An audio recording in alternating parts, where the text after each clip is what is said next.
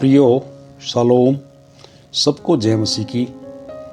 मैं इस HSIM church की वीडियो देखने वालों का स्वागत करता हूँ।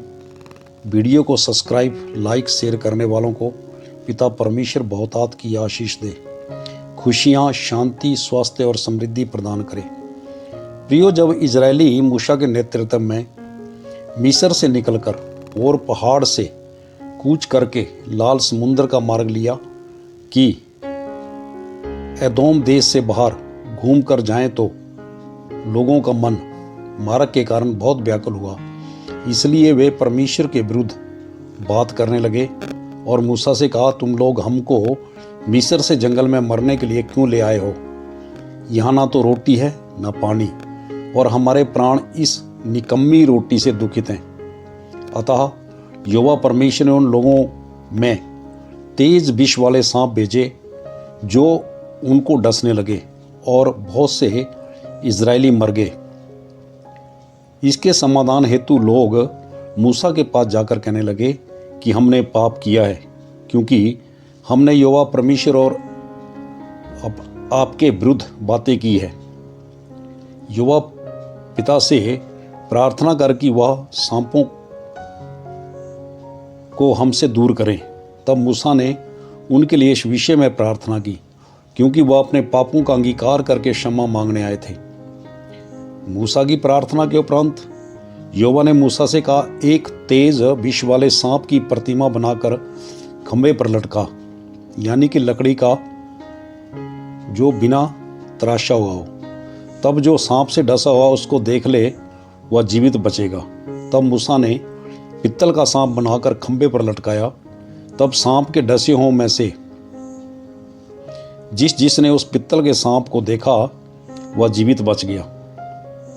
सांप का खंभे का पर लटकाना यहोवा पिता की ओर से भविष्यवाणी थी कि जिस प्रकार इस तेज विष वाले सांप की प्रतिमा के द्वारा शारीरिक सांपों से बचने का एक मार्ग बताया था, उसी प्रकार अपने पुत्र के क्रूस पर कुर्बान करके, बलिदान करके सभी मनुष्यों के पापों से उद्धार करें। स्वयं यीशु मसीह के द्वारा फरीसियों के गुरु निकुदेमुस, जो यहूदियों का सरदार था, उसने प्रभु यीशु मसीह के पास रात के समय जब वो आया तो कहा कि प्रभु, आप जो भी चिन्ह दिखाते हो, जब तक जिसके साथ परमेश्वर नहीं तो वो ये चिन्ह नहीं दिखा सकता। इसी विश्वास को देखते हुए प्रभु यीशु मसीह नासरी ने उसे बहुत सारी बातें बतलाई। पहले कि जल से बपतिस्मा लेना है ताकि पवित्र आत्मा पा सके। दूसरा, यूहन्ना के 3:12 से लेकर 13 पद में यीशु मसीह ने कहा कि जब मैंने तुमसे पृथ्वी की बातें कही और तुम विश्वास नहीं करते, तो मैं यदि तुमसे स्वर्ग की बातें कहूँ तो फिर कैसे विश्वास करोगे? और जिस रीति से मूसा ने जंगल में सांप को ऊंचे पर चढ़ाया, उसी रीति से अवश्य है कि मनुष्य का पुत्र भी ऊंचे पर चढ़ाया जाए, ताकि जो कोई उस पर विश्वास करे वह अनंत जीवन पाए। प्रियो, प्रभु यीशु मसीह ने यहाँ वचनों के द्वारा उजागर किया कि जिस क्रूस पर मुझे लटकाया जाएगा, उसको देखने पर तुम्हारे पाप क्षमा किए जाएंगे, परंतु शर्त यह है कि विश्वास करना पड़ेगा। इससे पहले क्रूस को शाप माना जाता था। प्रभु यीशु मसीह के क्रूस के बाद, क्रूस का मतलब शापों और पापों से क्षमा हेतु उन्होंने ये अपनी जो बलिदान दिया।